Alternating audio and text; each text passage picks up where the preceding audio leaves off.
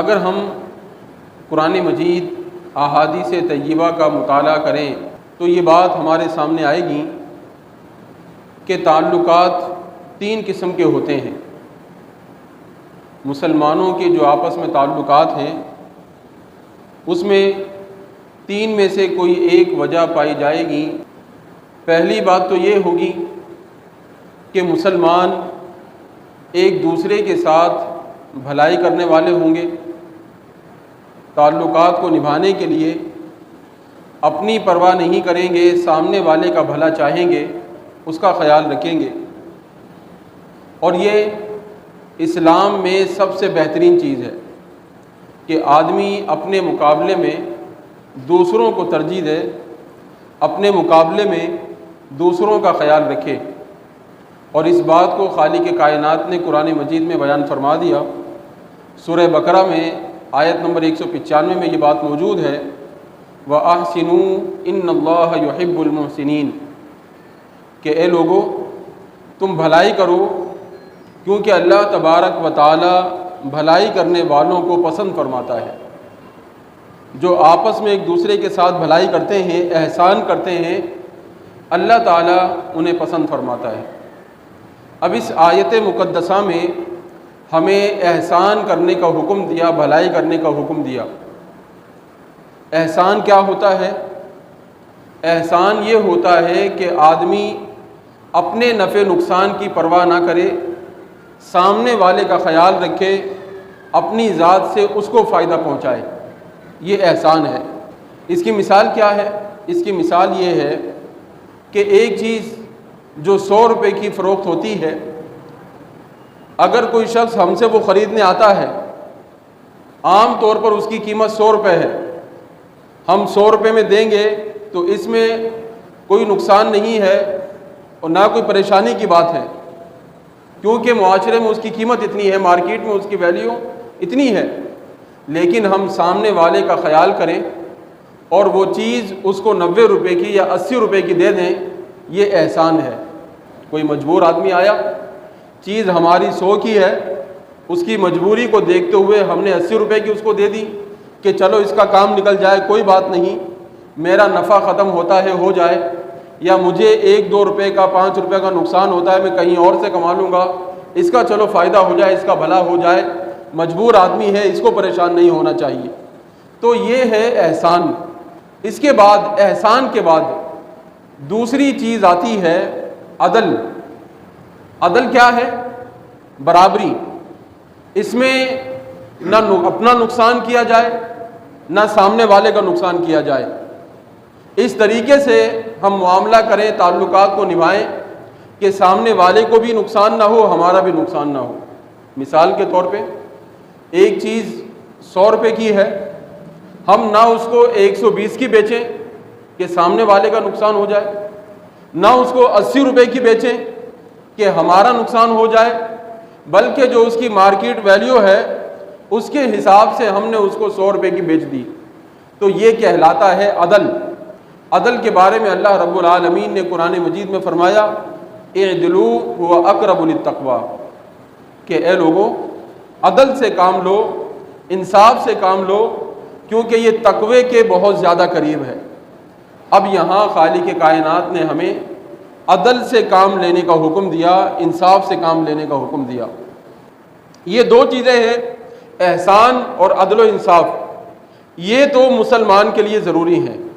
احسان بہتر درجہ ہے، عدل و انصاف اس سے نیچے کا درجہ ہے، اور عدل و انصاف کے مطابق چلنا یہ لازم ہے۔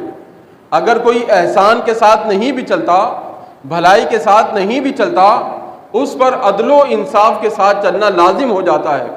اس کے بعد درجہ آتا ہے ظلم کا، استحصال کا، زیادتی کا درجہ اس کے بعد آتا ہے، جو کسی صورت جائز نہیں ہے۔ آپ کسی کے ساتھ ظلم کریں، زیادتی کریں، اس کا حق پامال کریں، شریعت اس کی آپ کو اجازت نہیں دیتی۔ ظلم ہوتا کیا ہے؟ ظلم کا مطلب یہ نہیں ہے کہ آپ کسی کا ہاتھ کاٹ دیں، کسی کا پاؤں کاٹ دیں، آپ کسی کی پٹائی کر دیں، صرف یہی ظلم نہیں ہے، بلکہ جو علماء لغت ہیں وہ ظلم کی تعریف کیا بیان کرتے ہیں علامہ شریف جرجانی رحمۃ اللہ تعالی علیہ نے اپنی کتاب التعریفات کے اندر ظلم کی تعریف بیان کی، فرماتے ہیں وضع الشیء فی غیر موضعہ۔ آسان الفاظ میں اس کا ترجمہ کیا ہے کہ کسی چیز کو اس کی جگہ پر نہ رکھنا یا کسی کو اس کا حق نہ دینا، یہ ظلم ہے۔ کسی کا حق بنتا ہے، ہم اس کا حق چھیننے کی کوشش کریں، یا ہمارے اوپر اس کا حق بنتا ہے ہم وہ نہ دیں، تو یہ ظلم ہے۔ تو ظلم سے ہمیں منع کیا گیا ہے۔ قرآن مجید میں اللہ رب العالمین ارشاد فرماتا ہے واللہ لا يحب الظالمین، اللہ تعالیٰ ظالموں کو پسند نہیں فرماتا۔ اور قرآن مجید میں اللہ رب العالمین نے فرمایا وما للظالمین من انصار، کہ جو ظلم کرنے والے ہیں، جو ظالم ہیں، ان کا پھر کوئی مددگار نہیں ہے۔ میں چند باتیں اس حوالے سے آپ کی خدمت میں عرض کروں گا کہ ہم انجانے میں کہاں کہاں دوسروں کے ساتھ ظلم کر جاتے ہیں۔ مثال کے طور پہ ابھی پچھلے دنوں شہر خانیوال میں دکانوں کی نیلامی ہوئی۔ اب اس میں سب سے بہترین جو صورت تھی وہ کیا تھی؟ احسان، کہ جو جس دکان پر بیٹھا ہے اسی کو حق دیا جائے کہ وہ اپنی دکان خود حاصل کرے، اس کا وہ کرایہ خود مقرر کرے اور وہ دکان اپنے پاس رکھے۔ دوسرے مارکیٹ کے لوگوں کو یہ چاہیے تھا کہ اس کے ساتھ بھلائی کرتے، احسان کرتے کہ بھائی یہ دکان تمہاری ہے، تم ہی رہو گے، ہم یہ کوشش کریں گے کہ بولی اس انداز میں لگائیں کہ کم سے کم کرائے پر یہ دکان تمہارے پاس آ جائے۔ احسان کا تقاضا تو یہ تھا کہ ہم اس دکاندار کے ساتھ بھلائی کرتے۔ چلو احسان سے کام نہیں لیا تو عدل و انصاف کا تقاضا یہ تھا کہ ہم اس دکان کی ویلیو کے مطابق اس کی بولی لگاتے، بولی کو اتنا اوپر نہ لے کر جاتے کہ جس کا کاروبار جمع ہوا ہے، جو دکان پر پہلے سے بیٹھا ہوا ہے، وہ بیچارہ زیادہ بولی لگانے پر مجبور ہو جائے، اس کو زبردستی بولی اوپر لے کر جانی پڑے۔ مارکیٹ میں جتنا کرایہ ہے اس سے کئی گنا زیادہ کرایہ اس کو برداشت کرنا پڑے۔ اگر ہماری وجہ سے ایسا ہوا تو سمجھ لیں کہ ہم ظلم کرنے والوں میں شامل ہوں گے۔ عدل کا تقاضا کیا تھا؟ عدل کا تقاضا یہ تھا کہ ہم جتنی اس دکان کی ویلیو بنتی ہے وہاں تک بولی لگا کر خاموش ہو جائیں، اور جو وہاں دکاندار پہلے سے بیٹھا ہے اس کو حق دیا جائے کہ وہ اس دکان کو حاصل کر لے تاکہ اس کا روزگار ختم نہ ہو۔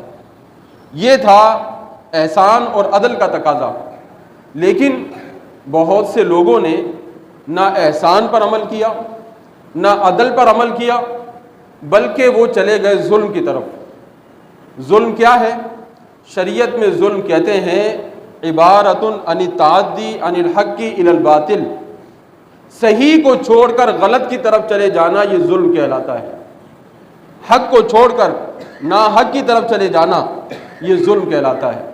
تو بہت سے لوگوں نے اس نیلامی کے موقع پر ظلم کیا اور وہ قدم اٹھایا کہ جو نہ شرعی طور پر درست تھا نہ اخلاقی طور پر درست تھا۔ اس کا پھر نقصان بھی ہوا۔ اس کا نقصان کیا ہوا کہ جو دکان جس کی ویلیو بنتی تھی 20,000 روپے 22,000 روپے کرایہ، اس دکان کا کرایہ 1-1 لاکھ روپے تک گیا، 1.5 لاکھ روپے تک گیا، 50,000 ہزار روپے تک گیا۔ کیوں کہ ضد بازی میں بولی لگائی گئی، حد کو چھوڑ دیا، عدل کو چھوڑ دیا، تو پھر نقصان خود ہی برداشت کرنا پڑا، اسی مارکیٹ کے لوگوں کو برداشت کرنا پڑا۔ حالانکہ ہونا یہ چاہیے تھا کہ جو دکاندار پہلے سے وہاں موجود ہیں ان کا خیال رکھا جاتا اور انہی کو موقع دیا جاتا کہ یہ دکان آپ کے پاس ہے، لہٰذا آپ ہی اس کو حاصل کرنے کی کوشش کریں۔ مارکیٹ میں سے کوئی اس دکان کے مقابلے میں نہیں آئے گا، اگر آنا بھی تھا تو ایک حد تک اس کی بولی لگائی جاتی، اس کی نیلامی کی جاتی۔ احادیث طیبہ میں نبی اکرم صلی اللہ تعالیٰ علیہ وسلم نے کیا ارشاد فرمایا؟ بخاری شریف کی حدیث پاک ہے، کتاب الایمان کے اندر موجود ہے۔ فرمایا رسول پاک علیہ السلام نے لا یؤمن احدکم حتی یحب لاخیہ ما یحب لنفسہ، کہ تم میں سے کوئی بھی شخص اس وقت تک مومن نہیں ہو سکتا جب تک وہ اپنے بھائی کے لیے وہی چیز پسند نہ کرے جو اپنے لیے پسند کرتا ہے۔ اب نیلامی کے موقع پر لوگوں نے کیا کیا؟ جو ان کو خود پسند تھا، کیا وہ چیز اپنے بھائی کے لیے پسند کی؟ اگر ایسا ہوتا تو پھر پریشانی کا سامنا نہ کرنا پڑتا۔ دوسری حدیث پاک صحیح مسلم شریف کے اندر موجود ہے، کتاب البیوع کے اندر حضور سید عالم صلی اللہ تعالیٰ علیہ وسلم ارشاد فرماتے ہیں لا یصوم المسلم علی صوم اخیہ، کہ کوئی مسلمان کسی دوسرے مسلمان بھائی کے سودے پر سودا نہ کرے، یعنی اگر پہلے کسی کا سودا چل رہا ہے تو اس سودے کو خراب کرنے کی کوشش نہ کرے۔ ہمارے معاشرے میں یہ چیز بڑی عام ہے، ہمیں پتہ چل جائے فلاں دکان بک رہی ہے اور وہ جناب 50 لاکھ روپے کی بیچ رہا ہے، ہم فوراً پہنچ جائیں گے اس دکان کے 55 لاکھ روپے لگا دیں گے تاکہ وہ دکان ہمیں مل جائے، اور پھر ہمیں تعویذ چاہیے ہوتا ہے کہ کاروبار میں برکت ہو جائے۔ جب ہم حدیث کے خلاف چلیں گے، قرآن کے خلاف چلیں گے تو مجھے بتائیں کہ برکت کیسے ہوگی؟ نبی پاک علیہ السلام فرما رہے ہیں کہ اگر کسی کا سودا ہو رہا ہے تو تمہیں یہ حق نہیں پہنچتا کہ سودے پر سودا کرو، اس کا سودا ہونے دو، اس کی بات بن جاتی ہے ٹھیک ہے، نہیں بنتی پھر تم بعد میں سودا کر سکتے ہو۔ لیکن تمہیں پتہ ہے کہ بیانہ دینے کی بات ہو رہی ہے، بلکہ بیانہ دینے کی بات تو کیا، ہمارے معاشرے میں تو نوبت یہاں تک پہنچ چکی ہے کہ اگر کسی نے بیانہ دے بھی دیا 5 لاکھ روپے اور 50 لاکھ کا سودا ہو گیا، ہم پہنچ جاتے ہیں کہ جناب وہ دکان 55 لاکھ کی مجھے دے دو اور 5 لاکھ میں بیانے کی بھی دینے کے لیے تیار ہوں، آپ اس کو دے دو، وہ الگ سے رقم دے دو۔ یعنی سودا اس حد تک ہم ختم کرنے کے لیے تیار ہو جاتے ہیں، کیوں؟ صرف اپنے فائدے کے لیے، اپنی غرض کے لیے، حالانکہ یہ سراسر اسلام کے خلاف ہے، یہ سراسر نبی پاک علیہ الصلوۃ والسلام کی تعلیمات کے خلاف ہے۔ حضور سید عالم صلی اللہ تعالیٰ علیہ وسلم نے ہمیں اس بارے میں کیا ارشاد فرمایا؟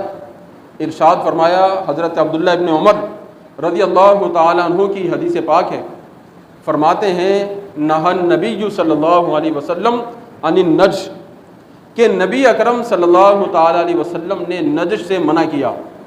نجش کیا ہے؟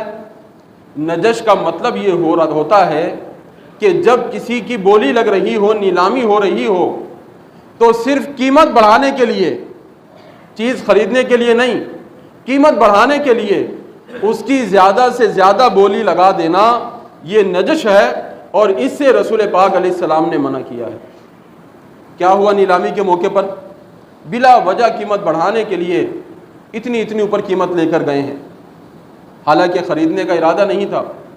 بہت سے لوگ تو ایسے بھی آئے نیلامی کے موقع پر کہ جن کا خریدنے کا ارادہ ہی نہیں تھا، وہاں پہنچ گئے، انہوں نے جناب پہلے جو ہے وہ اپنے جو بھی پرچی وغیرہ بھری جاتی ہے وہ بھر دی، پہنچ گئے، بولی لگانے کے لیے کھڑے ہو گئے۔ اب جو دکان پہ پہلے سے بیٹھا ہوا ہے بندہ، جو کئی سال سے کام کر رہا ہے، وہ یہ چاہتا ہے دکان مجھے مل جائے، اب وہ اس کو کہتا ہے کہ بھائی بیٹھ جاؤ، دکان میرے پاس رہنے دو۔ اب یہ دوسرا کیا کہتا ہے؟ 2 لاکھ روپے لوں گا تو بیٹھوں گا، 1 لاکھ روپیہ لوں گا تو بیٹھوں گا۔ مجھے یہاں تک بتایا گیا کہ جناب ایسے لوگ بھی وہاں بولی میں موجود تھے جو گئے تو خالی جیب تھے، اور جب وہاں سے نکلے تو اتنا پیسہ لے کر وہاں سے نکلے۔ اب پوچھا جائے کہ کیا وہ پیسہ ان کے لیے حلال ہے جو انہوں نے اس طریقے سے حاصل کیا؟ صرف بیٹھنے کے لیے کہ ٹھیک ہے تم بولی اگر مجھے بٹھانا چاہتے ہو تو مجھے 1 لاکھ دینا، مجھے 50,000 دینا، 4 لاکھ کا مطالبہ کیا گیا، اگر تم چاہتے ہو میں بیٹھ جاؤں تمہارے مقابلے میں تو ٹھیک ہے مجھے اتنے پیسے دو۔ تو سوال یہ ہے کہ کیا اس طرح کا رویہ، اس طرح کا طرز عمل یہ حلال ہے، یہ جائز ہے؟ جو پیسہ اس طریقے سے حاصل کیا گیا وہ حرام ہے یا حلال ہے؟ ہر ذی شعور اس بارے میں غور کر سکتا ہے، سوچ سکتا ہے۔ اور پھر جناب ہم یہ سوچتے ہیں، ہم یہ کہتے ہوئے نظر آتے ہیں کہ بھائی کاروبار میں برکت نہیں ہے، نقصان بڑا ہو گیا، بڑے معاملات خراب ہو گئے، تعویذ دے دیں، کوئی وظیفہ بتا دیں۔ سب سے بہترین وظیفہ یہ ہے کہ دیانتداری کے ساتھ کام کیا جائے، سب سے بہترین وظیفہ ہے کہ ایمانداری کے ساتھ کام کیا جائے۔ حرام کمایا جائے، بے ایمانی کی جائے تو ہزاروں تعویذ لے لیں، قرآن مجید میں اللہ نے فرما دیا یمحق اللہ الربا، اللہ تعالیٰ سود کو، حرام کو برباد کر کے چھوڑتا ہے، یہ قرآن میں اللہ کا وعدہ ہے۔ آپ لاکھوں تعویذ لے لیں، قرآن میں اللہ نے فرما دیا کہ اس میں پھر کوئی برکت نہیں ہے، بربادی ہی بربادی ہے۔ جو سود ہوتا ہے یا دیگر حرام ذرائع سے مال حاصل کیا جاتا ہے، اس کے اندر اتنی کشش ہوتی ہے، جب وہ جاتا ہے نا خالی نہیں جاتا، اصل مال کو بھی لے کر جاتا ہے، جو پہلے سے موجود ہے وہ اس کو بھی لے کر اڑ جاتا ہے، اتنا نقصان حرام مال کا ہوتا ہے۔ اور ہم جو پریشان ہوتے ہیں معاشی طور پر، ہم ذرا غور کریں کہ ہم کیا طرز عمل اختیار کیے ہوئے ہیں۔ کہیں ایسا تو نہیں کہ ہماری آمدنی میں کہیں سے حرام شامل ہو، کہیں ایسا تو نہیں کہ ہم کاروباری معاملات میں اللہ کو ناراض کیے بیٹھے ہوں۔ اگر اللہ کو ناراض کر دیا تو پھر برکت کبھی نہیں ہو سکتی، پھر کبھی آپ برکت حاصل نہیں کر سکتے۔ تو لہٰذا ظلم سے اپنے آپ کو بچائیں، کسی پر بھی ظلم نہ کریں۔ آپ دکان پر سودا بیچ رہے ہیں، سامنے والی دکان سے گاہک کو اشارے کر کے نہ بلائیں، یہ اس کے ساتھ زیادتی ہے، سامنے والے دکاندار پر آپ ظلم کر رہے ہیں۔ آپ کو معلوم ہے کہ کوئی شخص دکان یا مکان خرید رہا ہے، آپ سودا خراب کرنے کی کوشش نہ کریں، یہ ظلم کہلائے گا۔ اور ظلم کے بارے میں بتا دیا واللہ لا یحب الظالمین، کہ ظالم کو اللہ تعالیٰ پسند نہیں کرتا۔ کہیں بھی کوئی بھی معاملہ ہو، اپنے آپ کو ظلم سے بچائیں گے تو پھر سمجھ لیں کہ اوپر جائیں گے۔ اور اگر آپ نے ظلم کرنا شروع کر دیا، لوگوں کے حقوق پامال کرنا شروع کر دیے، لوگوں کے حق برباد کرنا شروع کر دیے، تو پھر سمجھ لیجئے کہ خیر ہاتھ نہیں آئے گی، بھلائی ہاتھ نہیں آ سکتی۔ اگر کسی شخص نے نیلامی کے موقع پر اس طرح کا پیسہ حاصل کیا ہے کہ صرف بولی سے بیٹھنے کے لیے اس نے 50,000 لاکھ 2 لاکھ لیا ہے، تو ان سے یہ گزارش ہے کہ وہ پیسہ واپس کرے، وہ ان کے لیے حلال نہیں ہے۔ وہ پیسہ اپنے پاس رکھ کے اگر وہ توبہ کرتے رہے، ہزارہا مرتبہ استغفار پڑھے، توبہ قبول نہیں ہوگی جب تک وہ پیسہ واپس نہیں کریں گے۔ ان کی روزی میں برکت نہیں ہوگی جب تک وہ واپس نہیں کریں گے، جو بولی میں بیٹھنے کے لیے انہوں نے پیسہ حاصل کیا ہے۔ تو خدارا ہمیں غور کرنا چاہیے، ہمیں اس طرف توجہ کرنی چاہیے، ہم کسی بھی طور اپنے مسلمان بھائی کا نقصان کرنے کی کوشش نہ کریں۔